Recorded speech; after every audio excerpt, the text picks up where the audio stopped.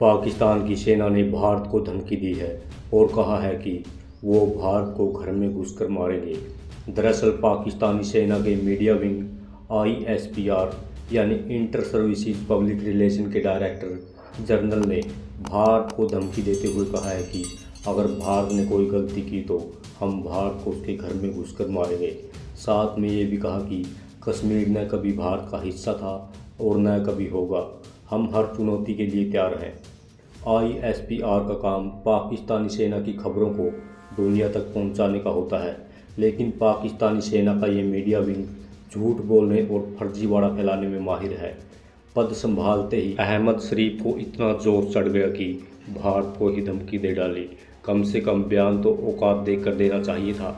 जिस समय पाकिस्तान के नए नवेले आईएसपीआर ने भारत को धमकी दी है, उसी समय पाकिस्तान के रक्षा मंत्री ने किए किराए पर पानी फेर दिया। एक तरफ सेना का अधिकारी भारत को धमका रहा है तो दूसरी तरफ पाकिस्तान का रक्षा मंत्री भारत का नाम सुनते ही भाग गया। आपको बता दें कि पाकिस्तानी रक्षा मंत्री ख्वाजा आसिफ को एससीओ समिट में रक्षा मंत्रियों की बैठक में शामिल होने के लिए भारत आना था, लेकिन उन्होंने अचानक ही बिना किसी कारण के भारत आने से मना कर दिया। माना जा रहा है कि पुंछ में हुए आतंकवादी हमले के बाद पाकिस्तान घबराया हुआ है, क्योंकि इस हमले में पाकिस्तानी सेना भी शामिल थी। अपनी ही सेना की करतूतें देख पाकिस्तानी रक्षा मंत्री भारत आने से डर रहे हैं, पर रियलिटी क्या है आइए जानते हैं विस्तार से। जम्मू कश्मीर के आतंकवादी हमले में शहीद हुए हमारे 5 जवानों की शहादत अब बेकार नहीं जाएगी, क्योंकि पाकिस्तानी सेना भली भांति जानती है कि भारतीय सेना इन जवानों की शहादत का बदला लेगी। इसलिए पाकिस्तानी सेना में हड़कंप मचा हुआ है। अपनी इसी हड़बड़ाहट के चलते वो उल्टे सीधे बयान दे रहे हैं। अपने डर को छिपाने के लिए भारत को गीदड़ भभकियाँ दे रहे हैं। ऐसे ही एक बयान सामने आया है पाक के डीजीआईएसपीआर मेजर जनरल अहमद शरीफ का। पाकिस्तान के रावलपिंडी प्रेस कॉन्फ्रेंस के मध्य कहा है कि भारत बिना किसी ठोस सबूत के पाकिस्तान पर गलत आरोप लगा रहा है। उन्होंने ये भी कहा कि अगर भारत ने किसी गलत फहमी के चलते पाकिस्तान को टारगेट किया तो पाकिस्तानी सेना पीछे हटने वाली नहीं है और भारत का मुकाबला करने के लिए तैयार है। इतना ही नहीं, जनाब का कॉन्फिडेंस देखिए।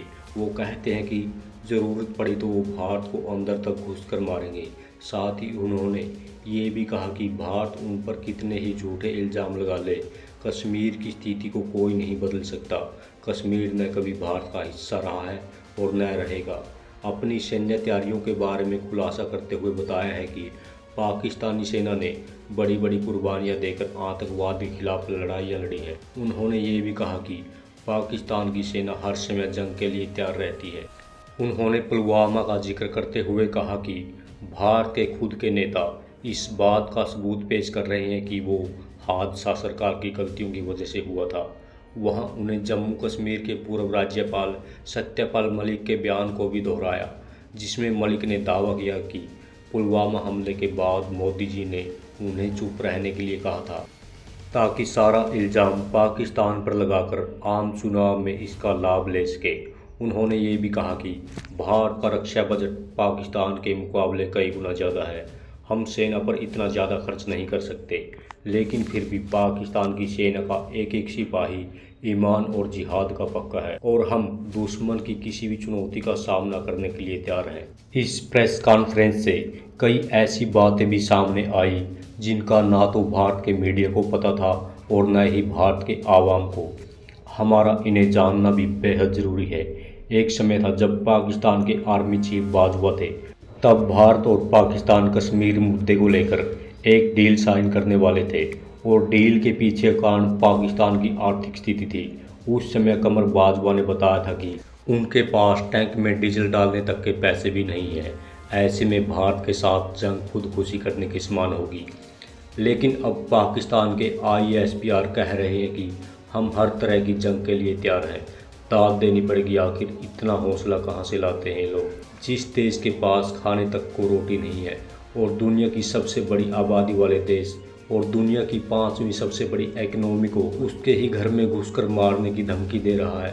ख़ास बात यह है कि जब भी पाकिस्तान में इस तरह की प्रेस कॉन्फ्रेंस होती है तो उनका मकसद पाकिस्तानी आवाम की सहानुभूति लेने का होता है, ताकि जनता का पूरा ध्यान आर्थिक मुद्दों से हटकर भारत की तरफ आ जाए। साफ साफ वो वोट बैंक की पॉलिटिक्स है, क्योंकि जनता उनसे वो सवाल पूछेगी जिनके जवाब देना उनके बस की बात नहीं है। जिस देश में इतनी महंगाई बढ़ गई हो, आम जनता की हालत बद से बदतर हो गई हो, आतंकवाद को बढ़ावा देने की बजाय अपने देश की दयनीय स्थिति को सुधारने की ओर ध्यान क्यों नहीं दिया जा रहा।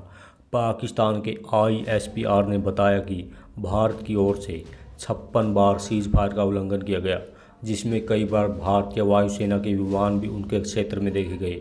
22 बार भारत की तरफ से फायरिंग की गई और 26 बार ड्रोनों को पाकिस्तान के अंदर तक देखा गया।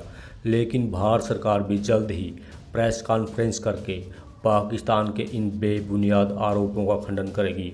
और रही बात घर में घुसकर मारने की, भारतीय सेना पुंछ में हुए आतंकवादी हमले का बदला लेने के लिए तैयार बैठी हुई है। तो अहमद शरीफ जी, हमले की नहीं बचने की तैयारी कर लीजिए। और दूसरी ज़रूरी बात यह है कि भारत को धमकी देने से पहले अपने पूर्व आर्मी चीफ बाजवा का बयान सुन लीजिए। उनके पूर्व चीफ आर्मी बाजवा ने कहा था कि पाकिस्तान की सेना इतनी ताकतवर नहीं है कि वो भारत के खिलाफ लड़ सके। बाजवा ने यह तक कहा था कि पाकिस्तानी आर्मी के टैंक काम नहीं कर रहे और न ही सेना के पास इतना पैसा है कि उसमें डीजल भरवा सके। अब अपनी सेना की इतनी तंगहाली तो आपको पता ही होनी चाहिए। आपको बता दें कि इससे पहले भी पाकिस्तान न्यूक्लियर बम का हवाला देते हुए भारत को इस तरह की धमकियां दे चुका है। इससे पहले कि न्यूक्लियर बम भारत का कुछ बिगाड़ पाए, भारत का एक ही बार पाकिस्तान को दुनिया के नक्शे से मिटाने के लिए काफ़ी है। इससे पाक सेना भली भांति जानती भी है कि वो भारत का मुकाबला बिल्कुल भी नहीं कर सकती।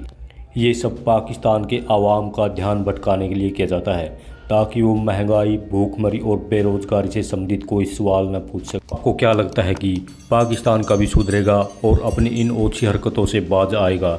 कमेंट करके ज़रूर बताएं। नमस्कार, धन्यवाद।